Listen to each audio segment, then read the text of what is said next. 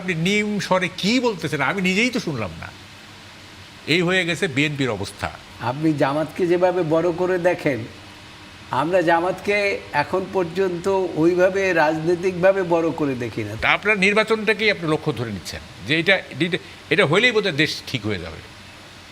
এত সোজা যে জায়গায় নিয়ে যাওয়া হয়েছে এই 15 মাসে, এই জায়গাটায় প্রফেসর ইউনূস সাহেব আমাদেরকে আটকায় ফেলছেন। আমাদের আর কোনো ডোর ওপেন নাই।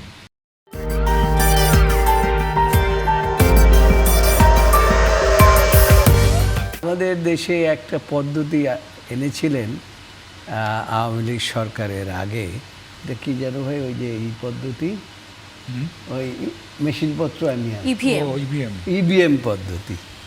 এই ইভিএম নিয়েই অনেক কথাবার্তা হয়েছে যে দেশের জনগণ টিভিএম এগুলো বোঝে না। তো সেই জন্য আমি মনে করি, যেহেতু নির্বাচন কমিশন বলছেন এইটা একটা চ্যালেঞ্জের বিষয়, আমিও মনে করি আসলে বিষয়টি খুবই চ্যালেঞ্জিং বিষয়, এবং বিশেষ করে এই দেশের মানুষের জন্য তো বটেই। তার কারণ এই দেশের মানুষ কিন্তু ইউরোপিয়ান কান্ট্রির মানুষ না। জয়নুল ভাই, আপনি এত নিম স্বরে কথা বলতেছেন, আমি তো অনেক কথা শুনলামই না। অথচ দেখেন জামাত নেতা শাহজাহান সাহেব কত জোরে জোরে বলতেছেন। কি বলতেছেন উনি? যে ডিসি, এসপি, থানার ওসি আমাদের কথা শুনতে হবে, আমরা যাদের বিরুদ্ধে মামলা দিতে বলবো তাদের বিরুদ্ধে মামলা দিতে হবে, আমাদের প্রোটেকশন দিতে। কত উচ্চ স্বরে উনি বলতেছেন, আর আপনি নিম স্বরে কি বলতেছেন আমি নিজেই তো শুনলাম না। এই হয়ে গেছে বিএনপির অবস্থা। দেখেন নির্বাচন করতেছেন না, মানে কেন নির্বাচনকে নিয়ে আপনারা এত বেশি উদ্বিগ্ন? আমি তো এটাই বুঝি না। মানে নির্বাচন হয়ে গেলে দেশটা ভালো হয়ে যাবে, এটাই কি নাকি? এক ছেলে ওই ফার্স্ট টার্মিনালে ফেল করছে আর কি, তো ওর মা বলতেছে ও নানার বাড়ি বেড়াতে গেছিল তো পড়তে পারে নাই। তারপর সেকেন্ড টার্মিনালে যখন ভালো করলো না, তখন আর একটা অজুহাত দেখাইলো। যখন ফাইনালে আবারও খারাপ করলো, তখন বলে যে আমার ছেলেটা যা জ্বর ছিল লেখাপড়া করতেই পারে নাই। কি বলবেন? হ্যাঁ, 103 ডিগ্রি জ্বর নিয়ে পরীক্ষা দিতে গেছে। এই বলতে হবে আমাদের যে 103 ডিগ্রি জ্বর নিয়ে পরীক্ষা দিতে গেছে, কেমনে ভালো করবে? দেখেন আজকের ঘটনাগুলি বলি, এগুলি বলতে হবে। রাতে আলিয়া মাদ্রাসায় রণক্ষেত্র, আচ্ছা, তারপরে মানিকগঞ্জে বাউলের উপরে জিহাদিদের আক্রমণ, এবং বাউলরা দৌড়ে পানিতে পড়ছে, সেখানে আপনার ঢিল মারতেছে, ঠিক আছে। গাজীপুরে বাণিজ্য মেলায় গান শুরু হয়েছে তখন সেখানে জিহাদিদের আক্রমণ। তিতুমির কলেজে ছাত্রদল ছাত্র শিবিরের বিশাল সংঘর্ষ, পরে শুনলাম ছাত্রদলকে নাকি ওখান থেকে উচ্ছেদ করে দিছে। আচ্ছা, তারপরে এই যে দেখেন মব, উন্মুক্ত মাঠে এক নারীকে ধর্ষণ করা হয়েছে, এটার ভিডিও বের হয়েছে উন্মুক্ত মাঠে। এই যে মব আবার শুরু হইল, হ্যাঁ, তা আপনি নির্বাচন দিয়ে কি করবেন? নির্বাচন তো ভাই, নির্বাচন তো লক্ষ্য না, নির্বাচন তো হচ্ছে উপায়, একটা লক্ষ্যে পৌঁছাবার জন্য উপায়। তা আপনি উপায়টাকে লক্ষ্য ভাবতেছেন কেন? হ্যাঁ, লক্ষ্য তো আমাদের ভালো থাকা। ভালো থাকবো কিভাবে? একটা নির্বাচনের মধ্যে দিয়ে ইলেক্টেড বডি হবে, তারা দেশকে পরিচালনা করবে, তারপরে আমরা ভালো থাকবো। তা আপনার নির্বাচনটাকেই আপনি লক্ষ্য ধরে নিচ্ছেন যে এটা হইলেই বোধহয় দেশ ঠিক হয়ে যাবে। এত সোজা যে জায়গায় নিয়ে যাওয়া হয়েছে এই 15 মাসে, এত সোজা নির্বাচন হলেই, প্রথম কথা তো হচ্ছে নির্বাচন হবে, ভালো হবে কি না বা আদৌ হবে কি না, এটাও তো একটা কোয়েশ্চেন মার্ক। হ্যাঁ, প্রথম কথা হচ্ছে হবে কি না, আর যদি হয় সেটা কেমন নির্বাচন হবে। যে জায়গায় আমরা আটকে গেছি এইখানে কোনো ওয়ে আউট নাই, all the doors are closed, আমরা আটকে গেছি। হ্যাঁ, এবং এই জায়গাটায় প্রফেসর ইউনূস সাহেব আমাদেরকে আটকায় ফেলছেন। আমাদের আর কোনো ডোর ওপেন নাই। টু বি ভেরি ফ্র্যাঙ্ক, নির্বাচন হোক বা না হোক, to be or not to be, আমাদের মুক্তির কোনো রাস্তা নাই, কোনো রাস্তা নেই। এগুলি ফলস ভ্যানিটি দেখাই না আমি, যে আশাবাদ দেখাবো আমি, হ্যাঁ, নাহলে আমি বুদ্ধিজীবী না। এই যে আমাদের কিছু লোককে দেখি আর কি, আশাবাদ দেখায়, খালি আশাবাদ দেখায়। হ্যাঁ, ঘোর অন্ধকারে একটা সিলভার লাইন দেখা যাচ্ছে। আরে কোথায় সিলভার লাইন, কোথায় রূপালী রেখা? খালি বললেই হবে? এই যে আমি যে কয়েকটা উদাহরণ, আজকে একদিনের যে আমি আপনাকে দিলাম, চিত্রটা দিলাম, তাতে কি বোঝা যায়? হ্যাঁ, এই যখন অবস্থা, তখন কি হচ্ছে, সেনাবাহিনীকে থোড়াই কেয়ার করতেছে জনতা, ক্রুদ্ধ জনতা। পুলিশের গায়ে হাত দিচ্ছে, পুলিশের উপরে এক্সপ্লোসিভ নিক্ষেপ হচ্ছে, সেনাবাহিনী কোণঠাসা হয়ে আছে। মানে এই যে চিত্রগুলি বলো, এটার বিপরীতে আইনশৃঙ্খলা বাহিনীর এই অবস্থা। তা আপনি নির্বাচনটা করবেন কিভাবে বলেন? আপনি আমার মুখ থেকে যে আপনি আশাবাদ শুনতে চান, এটা হোয়াট ইজ দ্য পয়েন্ট? বলতে হবে তো যে এই কারণে আমরা আশাবাদী। কোনো আশা নাই, কোনো কিচ্ছু নাই, একেবারে we are heading towards a very dark future. হ্যাঁ, দেখেন, মানে কি বলবো, ওই জুলিয়াস সিজারের একটা নাটক, শেক্সপিয়ারের একটা জুলিয়াস সিজার নাটক আছে, ওখানে আছে রুবিকন হ্যাজ বিন ক্রসড। আমরা রুবিকন নদী পার হয়ে গেছি, আর এই পারে আসতে পারবো না। যে জায়গায় নিয়ে গেছে মানে দেশটাকে, আর আসার কোনো উপায় নাই। আপনি কী করেন, ধরেন আমি কথার কথা, আর না আগে তো আমরা মাঝে মাঝেই বলতাম যে বিএনপি জিতবে। প্রথম দিকে না একটা রব উঠলো, আরে বিএনপিকে কে ঠেকাবে, অমুক তমুক ইত্যাদি, 250টা কেউ 260টা 80টা এরকম বলতেছিলাম আমরা। এখন কিন্তু ওইটা নাই, ওই সুর কিন্তু এখন আর নাই। এখন বের হয়েছে যে জামাত মানে কোনোভাবে ক্ষমতা নিয়ে নিবে, অথবা তারা যদি ক্ষমতা পাইতে না মানে সম্ভাবনা দেখে যে ক্ষমতায় যাওয়ার মানে সম্ভাবনা নেই, তখন ইলেকশন পোস্টপোন্ড হয়ে যাবে। এখন কিন্তু এটা বাইরে, বিএনপি জিতবে, ইলেকশন হবে, এই সুর কিন্তু এখন শোনা যাচ্ছে না। এবং দেখেন ইন্টারেস্টিং, আমরা বারবার বলতেছিলাম, হ্যাঁ বারবার আমরা বলতেছিলাম বিএনপি নেতৃত্বকে, দেখেন এইভাবে পলিটিক্স হয় না, এইভাবে পলিটিক্স হয় না। হ্যাঁ, ভবিষ্যৎ কি এটা প্রেডিক্ট করার মতো অত বড় ফিলোসফার আমি নই। হ্যাঁ, কি হবে শুধু এইটুক বুঝি, যে কারণে জোর দিয়ে বলতেছি যে ভালো কিছু হওয়ার কোনো সম্ভাবনা নেই, এইটুকু বুঝি। আপনি এটুকু বুঝতে শেষ করে পারছেন? দেন, আমি শেষ করে দেন। জি জি জি। যে বারবার আমরা বলতেছিলাম যে দেখেন একটা সরকারকে সাপোর্ট করাই যেতে পারে, কিন্তু আনকন্ডিশনাল সাপোর্ট একটা রাজনৈতিক দল কোনো সরকারকে যখন দেয়, দীর্ঘ 12, 13, 14 মাস আনকন্ডিশনাল সাপোর্ট দিয়ে গেল, কোনো শর্ত নাই। এখন এসে সালাউদ্দিন সাহেব বলতেছে যে মনে রাখবেন আপনারা ইন্টারিম সরকার, আপনারা অন্তর্বর্তী। কেন ভাই, এইটা 14 মাস পরে কেন? হ্যাঁ, এই যে 14 মাস গণতন্ত্রী সাজলেন, মানে একজন সাজলেন মহাত্মা গান্ধী, আরেকজন সাজলেন নেহরু, আরেকজন সাজলেন নেলসন ম্যান্ডেলা, এখন কি হইল? যতগুলো কথা মাহবুব কামাল সাহেব বললেন, প্রত্যেকটা কথাই কিন্তু দেশের মানুষ এখন না, দেশের মানুষ এখন না, অনেক আগের থেকেই তাদের ভাবনার মধ্যে ছিল। বিশেষ করে আমাকে বলতেই হয় এখন, যদি আমি একটা রাজনৈতিক দল করি, সেই দলের যিনি ভারপ্রাপ্ত চেয়ারম্যান কয়েক হাজার মাইল থেকে বলেছিলেন যে নির্বাচন আমরা যত কথাই বলি, বিজয় কিন্তু অত সহজ নয়। এটা উনি কোন পরিপ্রেক্ষিতে বলেছিলেন? অর্থাৎ যে কথা এখন আমরা বলছি, এই কথা উনি অনেক আগেই বলেছিলেন।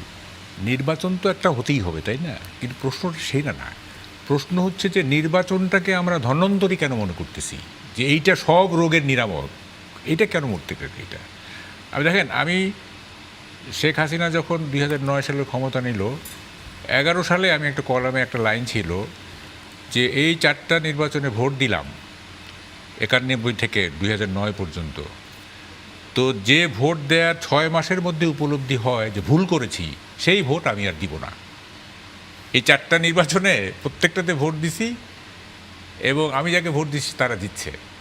তো বলছি যে ভোট দেওয়ার 6 মাসের মধ্যে উপলব্ধি হয় যে ভুল করেছি, সেই ভোট আমি আর দিব না। দেখেন, গণতন্ত্র তো একটা অনেক বড় ব্যাপার, এটা একটা বড় ক্যানভাস, তাই না? এটা শুধুমাত্র ভোটের ব্যাপার না।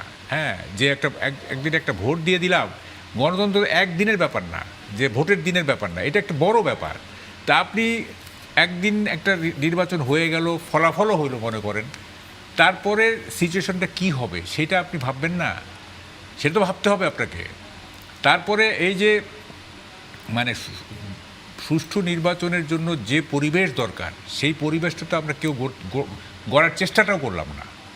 হ্যাঁ, আমার একটা আছে, সেটা বোধহয় আপনার এখানে বলছিলাম নাকি, যে মানে গণতন্ত্র না থাকলে ভালো নির্বাচন হয় না, আবার ভালো নির্বাচন না হলে গণতন্ত্র হয় না, এটা একটা সাইকেল।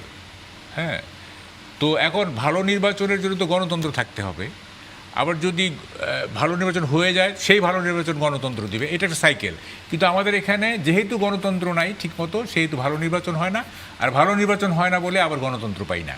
এই যে একটা আবর্তের মধ্যে পড়ে গেছি। তো ফলে এই যে মানে বলতেছি যে ইলেকশন হলেই এই সব ঠিক। আবর্তে পড়লাম ঠিক কবে থেকে? হ্যাঁ, ঠিক কবে থেকে আমরা এই আবর্তে পড়ে এটা গেলাম? প্রথম থেকেই আমরা তো ওই অনেকে বলে না 3-4টা ইলেকশন হয়ে গেলে সব ঠিক হয়ে যাবে, এটা হয় না। যেমন ধরেন এই যে জয়নুল ভাই হয়তো কীভাবে নেবেন আমি জানি না, 91-এর নির্বাচনে তো বিএনপি ফেয়ার একটা ইলেকশনে ক্ষমতায় আসলো, তাই না? তো মাগুরা নির্বাচনে তো একটা সিট যদি হারাইতো সরকার তো আর যাইতো না, সরকার তো পড়তো না, তাই না? ওইটাই তারা করতে পারলো না, রেসিস্ট করতে পারলো না। ওখানে এমন একটা পরিস্থিতি হলো যে চিফ ইলেকশন কমিশনার মাগুরা থেকে পালায় ঢাকায় চলে আসলো। তখন আমি যায় দিন আমি ফোন করছিলাম সিইসিকে, রৌফ সাহেবকে, যে ভাই পালায় আসলেন কেন? বলে যে সার্কিট হাউসে যে অবস্থা করছে পালায় না এসে কী করবো। হ্যাঁ, মাগুরার ওই ইলেকশনটা তত্ত্বাবধায়ক সরকারের কনসেপ্টটার জন্ম দিয়েছে, এবং তত্ত্বাবধায়ক সরকার হচ্ছে it is a disgrace for democracy. এইটা গণতন্ত্রের জন্য খুব অপমানজনক। উন্নত কোনো দেশে তত্ত্বাবধায়ক সরকারের সিস্টেম নাই। তত্ত্বাবধায়ক সরকার মানে হচ্ছে না, এটা কিন্তু ঠিক না। আমরা এবার যে আপনার যে 13 অ্যামেন্ডমেন্ট মামলা করেছি, সেখানে দেখা গেছে যে নেপালে তত্ত্বাবধায়ক আমি উন্নত দেশের কথা বলছি, আমি উন্নত দেশ, এগুলো তো উন্নত দেশ না, উন্নয়নশীল দেশ বলছি আমি, শেষ করেন। তত্ত্বাবধায়ক সরকার ইন্ডিকেটস মিসট্রাস্ট ইন বিটুইন, এইটা অনাস্থাকে ইন্ডিকেট করে তত্ত্বাবধায়ক সরকার, যে রাজনৈতিক দলগুলো পরস্পরের প্রতি আস্থা নাই, সেজন্যই তো তত্ত্বাবধায়ক সরকার, তাই না? তো it is a disgrace for democracy, এটা গণতন্ত্রের জন্য খুব ভালো কিছু না। আর আপনি যে বলেন 250টা সিট পেয়ে, ওই তখন তো আওয়ামী লীগ ইলেকশন করেই নেই, তো 280টা পাইলে অসুবিধা কী? সেটা একটা প্রয়োজনীয় নির্বাচন ছিল এটা অ্যামেন্ডমেন্ট করার জন্য, সেটা ঠিক আছে। এখন তত্ত্বাবধায়ক সরকার যে আমরা চাচ্ছি বা আগেও চেয়েছি, এইটা পার্সোনালি আমি তত্ত্বাবধায়ক সরকার কনসেপ্টের বিরুদ্ধে, কারণ it is a disgrace for democracy.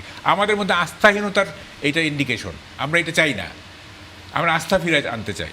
BNP ভুলটা করছে বিএনপি কনসিস্টেন্ট থাকতে পারে নাই, সামঞ্জস্যপূর্ণ থাকতে পারে নাই। দেখেন, একটা কথা আছে, the most successful persons are not talented, ঠিক আছে, দে আর দি মোস্ট কনসিস্টেন্ট। ট্যালেন্ট হলেই যে সাকসেসফুল এমন কোনো কথা নাই, কনসিস্টেন্ট থাকলে সে সাকসেসফুল হয়। মানে একেবারে ধারাবাহিকভাবে যদি সামঞ্জস্যপূর্ণভাবে কেউ আগায়, সে সাকসেসফুল হবে, ট্যালেন্ট হলেই সাকসেসফুল হয় না। বিএনপি কনসিস্টেন্ট থাকতে পারে নাই, ঠিক আছে, এক এক সময় এক এক কথা বলছে। ছন্দপতনটা হলো কোথায় বলছি আপনাকে, এক এক সময় এক এক কথা বলে। যেমন ধরেন যে লন্ডন থেকে এসে আপনার মির্জা ফখরুল, আমি এটা আপনার মানতে পারি না, তার কারণ আমাকে একটু ইন্টারফেয়ার করতেই হচ্ছে। তার কারণ বিএনপি যদি কনসিস্টেন্ট না হতো, তাহলে বিএনপির যিনি পরিচালক অর্থাৎ আমাদের যে নেতা জনাব তারেক রহমান সাহেব, এই সরকারের পতনের 2 বছর আগে কিন্তু 31 দফা দিয়েছিলেন। আজকে সেই 31 দফাই কিন্তু এখন এই সমস্ত রাজনৈতিক দল ওইটার মধ্যেই চলে আসছে। জনাল ভাই, ওই অর্থ কনসিস্টেন্ট না। আমি বলছি যে, যেমন ধরেন আমি একটা উদাহরণ দিই, যেমন ধরেন যে মির্জা ফখরুল ইসলাম চিফ অ্যাডভাইজার যখন লন্ডন থেকে আসলেন, উনি বললেন যে সারা জাতি আজ আনন্দিত, ঠিক আছে। এইটা এখন তাহলে আনন্দটা গেল কই, তাই না? কথাটা হচ্ছে যে আপনাকে তো স্পেস রাখতে হবে। তখন আপনি আনন্দিত যখন বললেন, সারা জাতি আনন্দিত, এখন তো আপনি নিরানন্দ আর বলতে পারবেন না, তাই না? তাইলে আপনাকে সবসময় একটা না, আপনার কর্মক্ষেত্রটাকে আমরা নিরানন্দ বলতেই পারি না। আমি বলতেছি যে আপনি যখন একবার বলতে পারবো না কেন? না, আমি শুনেন, আমি রাজনীতি তো সবসময় ফ্লেক্সিবল হয় না, হয় ঠিক, কিন্তু আপনি ডাউনরাইট মানে একেবারে উল্টা হইতে পারেন না। তো আপনি নট স্টিক। এখন কথাটা হচ্ছে যে সামঞ্জস্যপূর্ণ রাজনীতি না করার ফলে আজকে এই জায়গায় এমন একটা অবস্থায় গেছে, মানে বিএনপির অবস্থা, যে মনে হচ্ছে যে লস্ট গেম ফর বিএনপি মনে হচ্ছে। আমি জানি না কীভাবে ওনারা উদ্ধার পাবেন, আপনার মনে হতে না, আমি জানি না, এটা আমি জানি না কী হতে পারে, কিন্তু পাবলিক পারসেপশন এখন হচ্ছে যে বিএনপি মানে জামাতের কাছ থেকে অনেক পিছিয়ে পড়ছে, এটা পাবলিক পারসেপশন, আমি বুঝে বলতেছি। হ্যাঁ, তো এখন এই জায়গাটা কেন গেল? বিএনপির মতো এত অর্গানাইজেশন, হ্যাঁ, জামাতের কত পার্সেন্ট ভোট ছিল? 5 to 7%, 10%, বিএনপি অ্যারাউন্ড 40% ভোট। হ্যাঁ, মানে সবসময় তো বিএনপি মানে 40%-এর নিচে তো আর বিএনপির ভোট পায় নেই, 2-1 বার হয়তো পাইছে। তো ফলে এই জায়গাটা বিএনপি তার মানে নেতৃত্বের আমি ভুল বলবো না,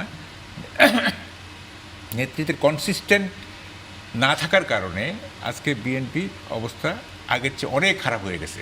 5ই আগস্টে যেরকম ছিল এখন অনেক খারাপ হয়ে গেছে। আপনি জামাতকে যেভাবে বড় করে দেখেন, আমরা জামাতকে এখন পর্যন্ত ওইভাবে রাজনৈতিকভাবে বড় করে দেখি না। তবে হ্যাঁ, জামাত একটা ভূমিকা রাখতে পারে এইটা আমরা মনে করি, এবং সেটা মাথায় রেখেই কিন্তু বাংলাদেশ জাতীয়তাবাদী দল তাদের কার্যক্রম এবং কর্মতৎপরতা চালিয়ে যাচ্ছে।